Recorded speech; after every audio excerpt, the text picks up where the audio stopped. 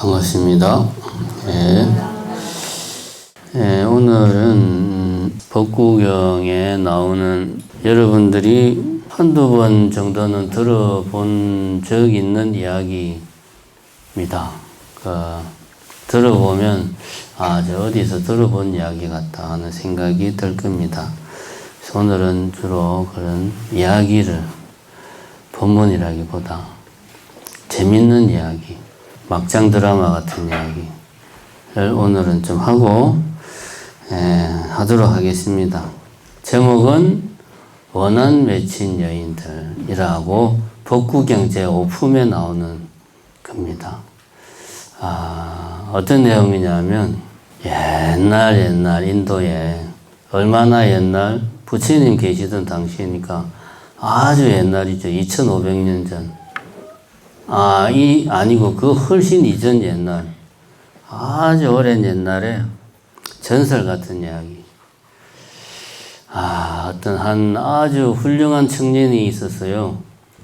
부모님들도 이제 아주 부유한 상인이고, 청년도 아주 훌륭하고, 아버지가 하는 일을 이제 배워서 이어받아가지고, 그 이제 상인 일도 잘하고, 그랬는데 아버지가 그만 갑자기 일찍 돌아가셨어요. 그래가지고 홀어머니가 됐지. 어머니가 아들아, 너는 우리 집안에 대를 이어야 되는 막중한 책임이 있으니, 외아들이었거든. 책임이 있으니까 빨리 결혼을 하도록 해라.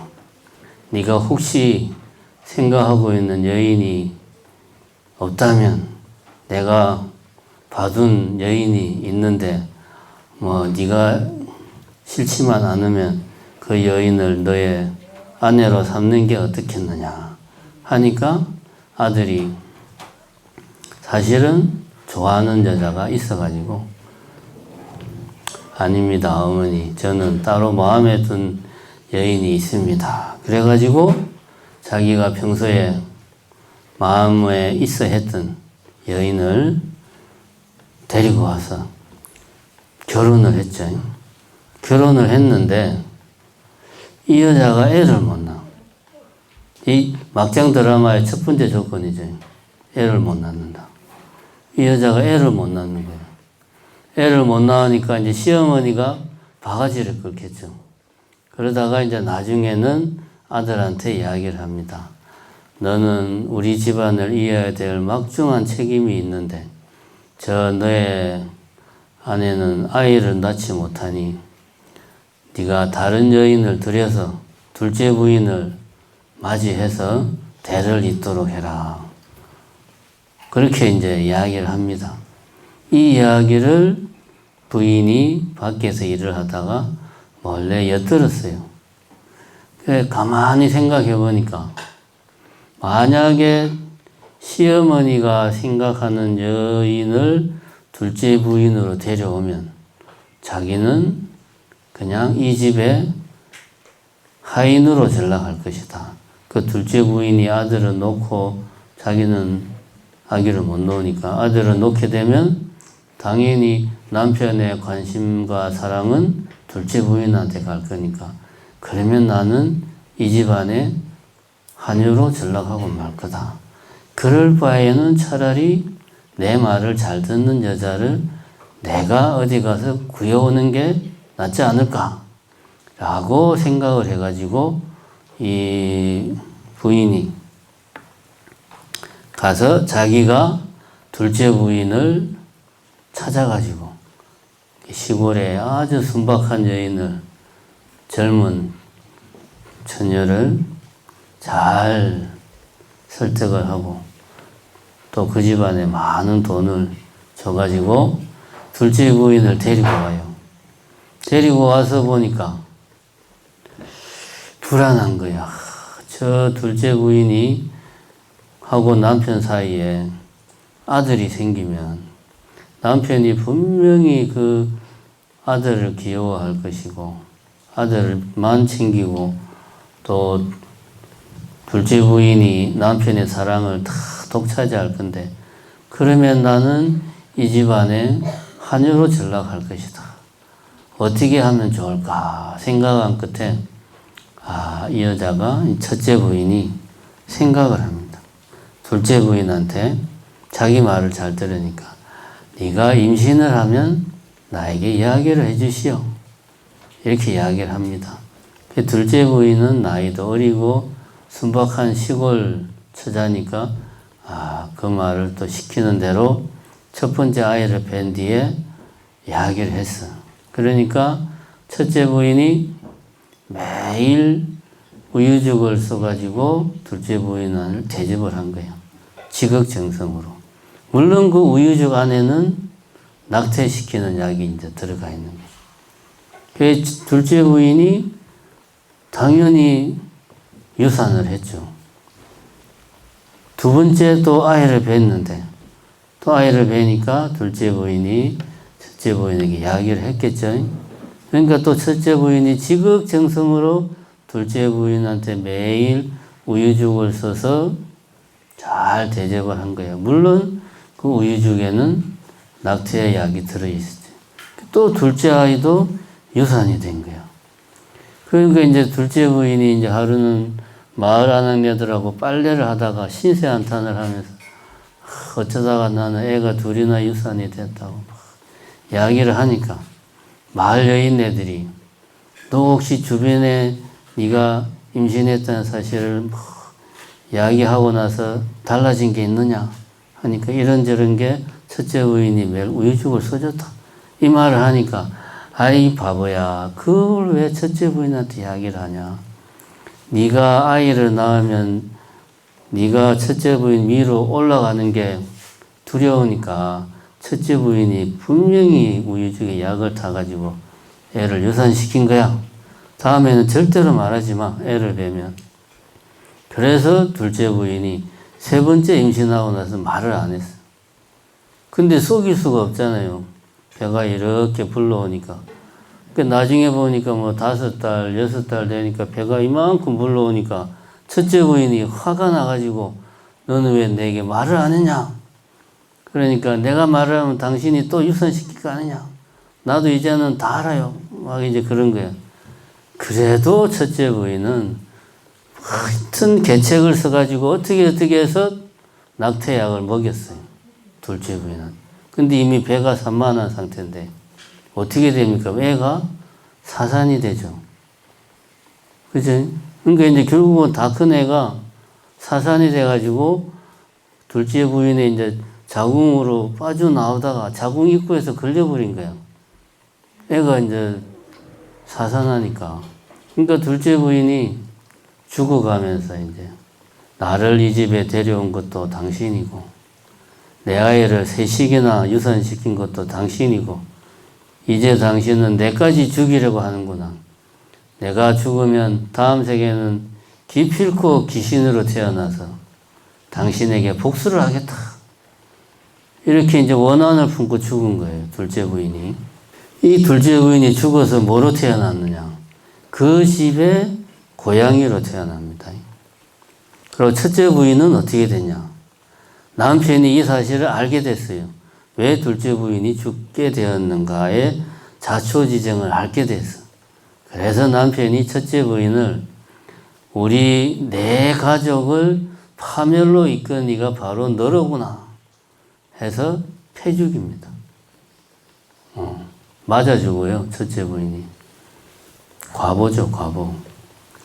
맞아 죽어서 뭘로 태어나느냐. 그 집에 암탉으로 태어납니다. 첫째 부인은 암탉으로 태어나고 둘째 부인은 고양이로 태어나고 어떻게 되겠어요? 암탉이 알을 놓으면 고양이가 와서 낼러 먹어버려. 알을 놓으면 낼러 먹어버려. 알을 놓으면 낼러 먹어버려. 그러니까 암탉이 원한에 사무쳐가지고 저 고양이는 내 자식들을 3마리나 잡아먹고도 모자라서 이제 내까지 죽이려고 하는구나. 내 다음 생에는 기필코 복수하고 말 테다. 하고 한을 품고 죽었어. 그래 이 암탉이 그 다음 생에 뭘로 태어나냐? 표범으로 태어나요. 표범으로. 이거 영화로 만들면 재밌겠죠. 표범으로 태어나. 그러고 둘째 부인은 고양이로 태어났던 둘째 부인은 뭐로 태어나? 사슴으로 태어나. 이 사슴으로 둘째 부인이었던 사슴이 새끼를 놓으면 첫째 부인이었던 표범이 와가지고 잡아먹고, 새끼를 놓으면 표범이 와서 잡아먹고, 새끼를 놓으면 표범이 와서 잡아먹고. 이러니까 사슴이 죽어가면서 저 표범은 내 새끼를 3마리나 잡아먹고 이제는 내까지 잡아먹으려 하는구나. 내 반드시 귀신으로 태어나 복수를 하고 말듯 이제 한을 품고 죽었어. 그래가지고 요 둘째 부인이 이제 3번째죠. 뭘로 태어났느냐? 귀신으로, 이제 진짜 귀신으로, 이번에는 진짜 귀신으로 태어납니다. 인도 말로는 이제 아킨이라고 해서 경전에 나오는 야차, 여자 야차를 아킨이라고 그래요. 그냥 야차라고 합시다. 우리로 치면은 약간 좀 도깨비 비슷한, 귀신이라기보다 우리하고 좀 사는 세계가 다르고, 근데 이 좀 보면 도깨비들은 보면 우리 인간들이 가지지 못한 좀 재주나 능력들도 있고 막 그러잖아요. 그래가지고 인간이 잘해주면 복을 주고, 인간이 해코자 하면은 인간을 해치고, 뭐 하여튼 약간 그런 느낌. 경전에 나온 아기라고 있죠.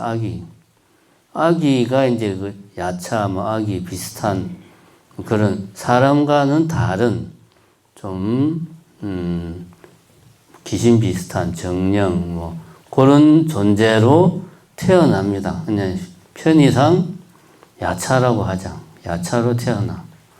그리고 사슴이었던 첫째 부인이었던 사슴은 뭘로 태어나느냐. 이제부터는 이제 무대가 드디어 부처님이 계시는 사위성으로 무대가 바뀝니다.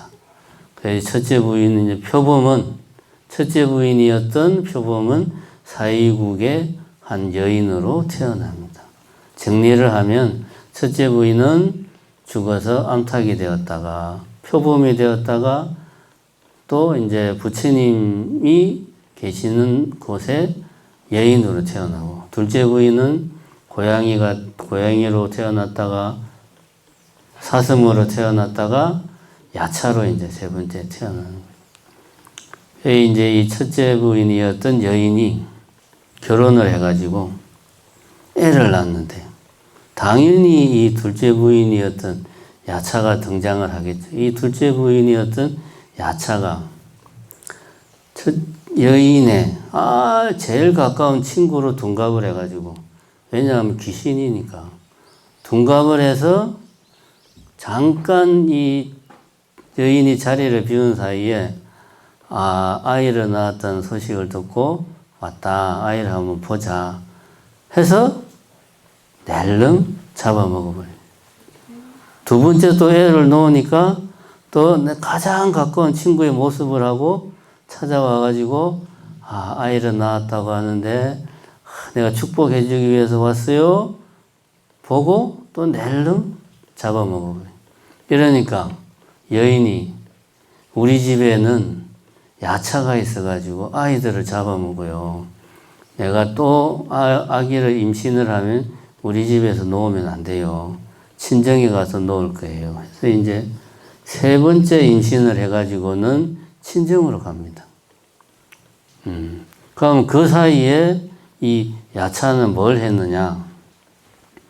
이제 이 경전에 보면 야차들이 1년에 한 5개월 정도는 의무적으로 어떤 그 설산 아래에 있는 호수에 가서 물을 기르는 울력을 해야 돼요. 야차들은 5개월 정도. 이게 아주 힘든 일이 돼가지고 이걸 하다가 죽는 경우도 생길 정도로 아주 힘든 그런 물 깃는 일을 의무적으로 해야 돼요. 그걸 이제 제석천왕이 그거를 관장을 해요. 그 제석천왕 눈밖에 나면은 안 되니까 하기 싫어도 해야 돼. 5개월 동안 이 둘째 부인이었던 야차가 이제 마을을 비운 거죠. 물 깃는 울력을 한다고 마을을 비워서 고생해서 울력을 하고 돌아오니까 아이 여인이 없는 거야. 어디로 갔나 수소문을 해보니까 아기를 낳기 위해서 친정으로 갔다. 이 말을 듣는 순간 분노가 이제 막 머리 끝에서까지 이제 분노가 치밀어 오르면서 내 기필코 그 아이를 잡아먹고 말지라. 해서 그 친정으로 막 찾아갑니다. 이때 그러면 이 여인은 뭘 하고 있었느냐? 친정에서 아이를 놓고 애가 좀 큰 뒤에 다시 이제 집으로 돌아가기 위해서 남편하고 같이 집으로 돌아오는 길이었어요. 오다가 마침 기원정사, 부처님이 계시는 기원정사 옆에 있는 연못에서 남편이 먼저 목욕을 하고, 인도는 더운 나라니까 여행을 하면 덥잖아요. 연못이 있으니까 여인하고 아이가 먼저 목욕을 하고, 그 다음에 이제 남편이 목욕을 하고, 여인은 아이를 품에 안고 남편이 목욕하는 걸 이제 보고 있었는데, 그때 야차가 찾으러 가다가 만난 거예요. 그러니까 여인이 놀래가지고 남편한테 살려주세요 했는데 남편 지금 목욕하고 있잖아요. 남편도 정신이 없고, 그러니까 여인이 급한 마음에 기원정사로 들어가서 부처님 앞에 가서 부처님, 이 아이를 부처님께 바칩니다. 제발 살려주세요. 이런 거예요. 야차가 당연히 쫓아왔겠죠. 그런데 수행자들이 거처하는 곳은 누가 지킵니까? 저기 이제 신장님들이 지키잖아요. 그래서 이 기원정사 밖에서 신장이 다 지키고 있다가 야차가 들어오려고 하니까 못 들어오게 막은 거예요. 그래서 이제 부처님이 안한존자를 시켜서 밖에 있는 야차를 들어오도록 해라 해서 이제 그 야차가 들어와. 그러니까 여인이 놀래가지고 저 야차가 나의 아이를 죽이려고 그런다. 부처님, 저 야차를 들여보내면 안 됩니다. 그 부처님이 아니다. 괜찮다. 너는 걱정하지 마라. 그래서 그 야차를 불러서 부처님 앞에 여인과 야차를 앉혀놓고 부처님이 본문을 설하죠. 원한을 원한으로 갚으면 안 되고, 원한은 사랑과 자비로 할 때만이 원한은 이어지지 않는다. 이런 내용의 개성이 좀 기니까 생략하고 본문을 하고 나서 여기서 끝나지 않고 그 다음이 중요합니다. 여인에게 부처님이 이야기를 해요. 저 아이를 야차에게 건네주어라. 이렇게 이야기를 합니다. 여인이 당연히 울고 불고 안 된다고 그러죠. 야차가 잡아먹을 게 뻔하니까 부처님이 걱정하지 마라. 저 여인 야차에게 아기를 건네줘라. 그러니까 야차가 아기를 품에 안고 껴안고 볼을 비비고 입 맞추고 한참을 그러고 나서 다시 돌려줘. 그러면서 울면서 부처님한테 이야기를 합니다. 저는 너무 배가 고파요. 배가 고파서 너무 고통스러워요. 너무 힘들어요 하면서 막 우는 거예요. 그러니까 부처님이 여인에게 너는 집에 가는 길에 저 야차를 데리고 같이 집에 가라. 그래서 매일 따뜻한 우유죽을 저 야차에게 대접해라. 여인이 당연히 안 된다고 그러지. 걱정하지 마라. 데리고 가라. 해서 이제 부처님이 또 데리고 가라고 하니까 데리고 갔어. 데리고 가가지고 매일 정성스럽게 우유죽을 써서 주는데 이 야차가 처음에는 이제 곡간 위에 이제 곡간 위에 있다가 그 다음에는 창고에 있다가 그 다음에는 쓰레기 더미에도 있어보다가 화장실에도 있다가 어디를 가도 너무 불편하고 있기가 힘들다는 거지. 그래서 이제 그냥 여기는 불편해가 아니고 고통스러워 해가지고 마을 안에는 어디에 있어도 고통스러워 하니까 이 여인이 어쩔 수 없이 이제 마을 밖에 조용한 곳에 혼자 지낼 수 있는 그런 작은 오두막을 지어서 거기에 거처하게 하고 매일 이제 따뜻한 우유죽을 써서 갖다 줬어요. 그러니까 이제 하루는 야차가 그 남편에게 말을 합니다. 올해는 비가 많이 올 거예요. 그러니까 올해는 가물은 이렇게 물기가 없는 땅에다가 곡식을 심도록 하세요. 그러니까 남편이 믿져봤자 본전이니까 마른 땅에다가 곡식을 심었어. 근데 진짜 그 해에 비가 많이 와가지고 다른 마을 사람들은 농사를 다 망쳤는데 이 집만 잘 된 거예요. 또 이제 그 다음 해에는 야차가 올해는 비가 거의 안 올 거예요. 그러니까 젖은 땅에 곡식을 심도록 하세요. 그러니까 또 시키는 대로 하니까 진짜 그 해에는 비가 한 방울도 안 와가지고 다른 사람들은 농사를 다 망쳤는데 이 집은 그래도 평년작은 거예요. 그러니까 마을 사람들이 아니 당신은 어떻게 올해 가물지 비가 올 줄 어떻게 알고 그렇게 농사를 지었냐. 그러니까 그 여인이 말을 하죠. 사실은 저에게 야차 친구가 있는데 제가 뭐 마을 밖에 오두막에 혼자 있는 야차 친구가 있다. 우리가 매일 그 친구한테 우유죽을 갖다 준다. 그러면 그 친구가 어떤 때는 이렇게도 이야기하고 어떤 때는 이렇게도 이야기한다. 그대로 하니까 농사가 잘 되더라. 그러니까 당신들도 그 마을 밖에 있는 야차에게 음식을 잘 대접하면 좋은 일이 있을 거다. 그러니까 마을 사람들이 자기들도 이제 야차한테 음식을 공양물을 올린 거예요. 그러니까 또 야차는 또 똑같이 올해는 어떻고 뭐 어떻고 하니 이렇게 해라 저렇게 해라 하니까 그 마을 사람들이 다 잘 먹고 잘 살게 된 거지. 그래서 그때부터 마을 사람들이 그 야차를 신으로 섬기기 시작했어요. 그래서 그 야차에게 이제 공양물을 올리고 8가지 곡식을 올리고 나중에는 야차 밑으로 많은 부하도 생기고 그래서 그 야차에게 공양물을 올리는 풍습이 오늘날까지도 이어진다 하는 전설 같은 이야기가 있다. 여기 이제 법구경 제5품에 나오는 이야기입니다. 우리는 이 이야기를 듣고 이제 몇 가지 우리가 생각해 볼 게 있습니다. 우선 첫 번째로 어쨌든 이 두 여인의 여러 대에 걸친 원한에 얽힌 관계가 이야기의 기본 줄거리란 말이에요. 이 원한이라는 게 뭐냐? 사실 우리가 일상생활을 살아가면서 우리 마음속에 그런 우리가 원한이라고 말은 안 하지만 그 원한이라고 할 수 있는 것들이 다들 조금씩은 있습니다. 뭐냐 하면 원이라 하는 것은 한자를 풀이를 해보면 저녁에 사람이 한자는 원래 여러 개의 글자를 모아서 이렇게 글자를 만드는 거잖아요. 원이란 글자를 풀어서 보면 그런 뜻이에요.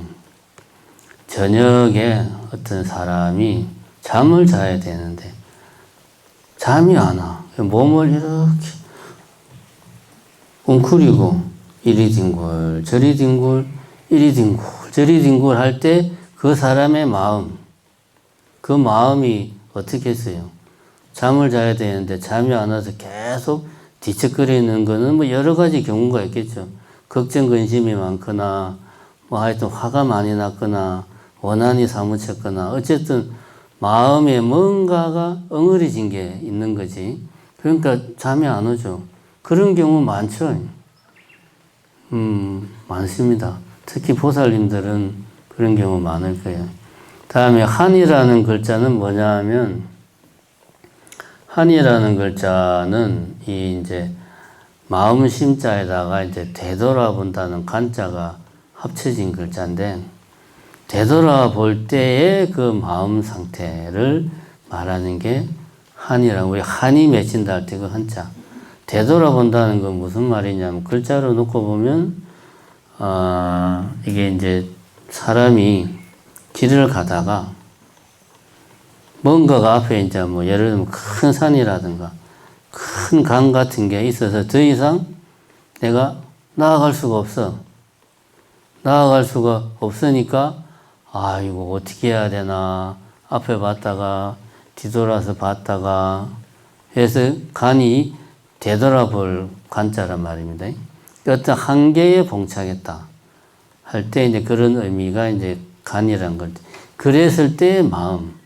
무슨 말이냐면 우리가 한이라고 하는 것은 가진 자들은 뭐 한이 생길 일이 없죠.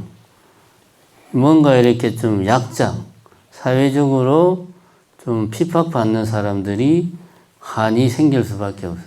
내가 당하고 내가 억울한 대접을 받는데 거기에 대해서 상대방에게 그에 상응하는 행동을 내가 할 수가 없어. 나에게 그럴 힘도 없고 그렇게 할 수 있는 어떤 분위기나 정서도 아니고, 예를 들면 뭐 옛날 속담에 여자가 한을 품으면 온유월에도 서리가 내린다. 이 말은 가부장적인 사회에서 여자는 남자에 비해서 약자로 생각을 했으니까 여자들은 부당한 대접을 받고 고통을 당해도 자기 주장을 할 수가 없는 거예요. 한계에 봉착해 있으니까 내가 하고 싶은 말, 하고 싶은 주장, 내가 원하는 것들이 속에 엉어리가 지는 거지. 그러면 원한 그러면은 우리나라 말로 한마디로 하면 그냥 엉어리진 마음, 엉어리. 내 마음속에 뭔가 엉어리가 진 거예요. 내가 이거를 풀어내지를 못하는 거예요. 여러 가지 이유로 내가 힘이 약해서 내지는 뭐 내 위치가 밑에 위치라서 여러 가지 이유로 내가 당하고 있는, 부당하게 당하고 있는 거를 대받아 치지를 못하고 내 혼자 마음속으로 계속 쌓아 놓는 거죠. 이게 원한이 되는 겁니다. 누구 때문에 이 안에 엉어리가 쌓이는가 해서 그 대상이 분명하죠. 원한은 대상이 분명합니다. 대상이 분명하죠. 그래서 누워도 잠을 자려고 해도 잠이 안 오지. 계속 엎치락 뒤치락 하면서 속에서는 화가 막 치밀어 오르는데 풀어낼 수가 없으니까 이게 이제 한이 쌓이면 뭐가 됩니까? 화병이 되잖아. 화병. 같은 거예요. 뭐 한이라고 말하면 뭐 뭔가 좀 낭만적이고 뭐 정서가 있고 그런 거 아닙니다. 그게 화병이 돼요. 쌓이면. 한은 품으면 안 돼. 오죽하면은 온유월에 서리가 내린다고 그러겠어요. 이 원한이라고 하는 것은 엉어리진 마음이다. 왜 엉어리가 지느냐? 첫 번째는 내가 부당한 대우를 받고도 그것에 대한 내가 정당한 행동을 하지 못하니까 그런 거고, 두 번째는 더 근본적으로는 나의 고통의 원인이 내가 보기에는 분명하게 저 사람, 뭐 어떤 제도, 어떤 사회 분명히 있을 때 이 원한으로 발전합니다. 지금 이 경우에도 첫째 부인과 둘째 부인이란 두 사람 간에 원한 관계가 분명하잖아요. 서로 자식을 죽이는. 그러니까 나의 이 엉어리진 마음의 대상은 분명한 거지. 첫째 부인, 둘째 부인. 근데 이제 우리가 생각을 해볼 필요가 있습니다. 사람의 마음이라고 하는 건 내가 만드는 거예요. 감정이라고 하는 것은 내가 만드는 거예요. 그 어떤 원한이나 이런 감정이 그 사람이 나에게 주는 게 아닙니다. 제가 뭐 본문하면서 여러 차례 이야기했지만 이 사실을 깨달아야 돼요. 내 속에서 그런 분노를 치밀어 오게 하는 조건을 그 사람이 만든 건 맞죠. 그 사람은 내가 분노를 일으키는 조건, 인연을 만든 거지 분노를 내한테 준 게 아니에요. 분노를 낸 거는 나예요. 이거를 명심해야 됩니다. 요거를 명심해야 된다. 그래서 부처님이 그 야차와 여인을 앞에 두고 아기를 야차한테 건네준 이유는 뭐였냐? 다른 게 아니죠. 야차의 그 마음속에 있던 엉어리를 풀어내라 이거지. 혼자 그 엉어리진 상태를 계속 품고 있지 말고 풀어내라. 그거를 풀어내지 않으면 계속 엉어리진 마음이 있으면 그것이 그 대상을 향한 원한과 분노가 사라지지 않는다. 그러니까 부처님이 법문만 한 게 아니고 실제로 원한을 풀어라. 어떻게 엉어리진 마음을 풀어라. 해서 아이를 야차에게 건네준 게 엉어리진 마음을 풀라는 의미로 이제 실제로 풀라고 건네준 거죠. 그 다음에 왜 그러면은 여인으로 하여금 야차를 집에 데리고 가서 같이 살라고 했느냐? 매일 공양을 대접하라고 했느냐? 그 여인은 따지고 보면 첫째 부인이잖아요. 어쨌든 첫째 부인은 과보를 많이, 나쁜 과보를 엄청 쌓았잖아요. 많이 죽였잖아요. 살생하고 원한 갖고. 그 과보는, 업장은 소멸을 하지 않으면 언젠가는 자기한테 그 악업은 과보로서 돌아온단 말이에요. 그러니까 그 여인으로 하여금 악업을 소멸할 수 있는 방법이 뭐냐? 네가 둘째 부인이었던 그 야차를 잘 공경하고 잘 대접을 해라. 그러한 업을 통해서 과거의 업장을 소멸시켜라. 그렇게 함으로 해서 너의 업장을 녹여내라 하는 의미에서 그 야차를 잘 모시라고 이제 매일 공양을 해라고 한 거죠. 그죠? 그렇게 해서 업장 소멸을 시킨 거지. 그렇게 해서. 둘째 부인도 마찬가지죠. 둘째 부인은 어쨌든 사람의 몸이 아니고 이제 야차의 몸으로 살아가잖아요. 야차의 몸으로 살아가면서 마을 사람들을 위해서 봉사하는 결과적으로는 그렇게 된 거죠. 마을 사람들을 위해서 봉사하는 삶을 사는 거죠. 뭐 이런 공약물을 받기는 하지만 그 둘째 부인은 그렇게 해서 자신의 악업을 소멸하는 거예요. 그렇게 해서 이제 부처님이 두 여인의 악업을, 업장을 이렇게 해서 소멸하라고 당신이 소멸할 수 있는 방법을 제시를 하고 그렇게 할 수 있도록 시킨 거죠. 법문만 하신 게 아니고. 법문한다고 해서 업장 소멸이 되는 게 아니잖아요. 법문을 하고 실제로 업장이 소멸될 수 있도록 다 이렇게 해라 라고 해서 두 사람이 그렇게 해서 이제 업장이 소멸된 거예요. 그러니까 이 이야기 속에는 따지고 보면 그런 우리 그 부처님의 가르침이 이야기는 참 재밌는데 다 안에 이제 그런 가르침의 내용들이 다 들어가 있습니다. 그걸 우리가 잘 알아야 됩니다.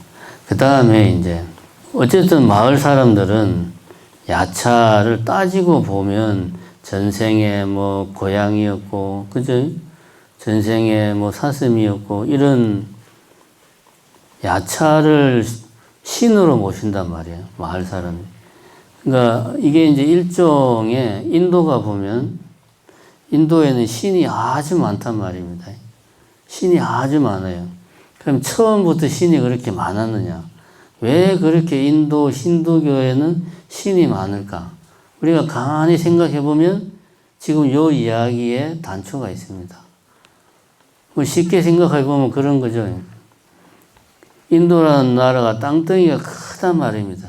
그럼 마을마다 어떻게 하다 보니까 모시는 자기 마을만의 토착신이 있을 거 아닙니까? 다 다르죠. 토착신이 다 있어요. 지금 말한 뭐 그런 식으로 어떤 뭐 야차를 신으로 섬기기도 하고 그렇게 하다 보니까 신들이 엄청 많아. 근데 서로 다 뿔뿔이 흩어져 있고 아무런 관계가 없는데 이렇게 되면은 너무 복잡하니까 어느 순간 이 신들 간에 좀 서열을 정하고 교통정리를 하자. 너무 많아. 복잡해. 그리고 어떤 신은 그 지역에만 알려져 있고 어떤 신은 뭐 인도 전체에 뭐 시바신이라든가 뭐 비신의 신, 뭐 이런 신은 뭐 인도 사람 아닌 우리도 대충 알잖아요. 이런 신은 워낙 유명하니까 서로 막 다르니까 좀 교통 정리를 하자 해서 처음에 각 지방마다 이렇게 토착 종교 비슷하게 토착 신들이 막 난립을 하다가 이런 것들이 자연스럽게 인도 내에서 좀 신들 간에 서열도 정해지고 역할도 주어지고 어떤 신은 전쟁의 신, 어떤 신은 뭐 농업의 신. 원래 자기는 뭐 예를 들면은 전라도 지방의 토착 신이었는데 요 전라도 사람들은 또 농사 짓는 게 엄청 중요하니까 농사 짓는 거에 대해서 이 신이 역할이 컸다. 그리고 이게 나중에는 이 신이 인도 전체에 농업을 관장하는 신으로 뭐 역할을 자리매김한다든가 이런 식으로 해서 나중에 많은 신들 간에 좀 위계 질서도 정해지고 교통 정리도 되고 분업화도 되고 역할도 나눠지고 그렇게 되었다. 출발은 각 지방의 그 토착 종교같이 토착 신들로부터 다 출발하지 않았을까. 이런 이야기를 보면 유추해 볼 수 있습니다.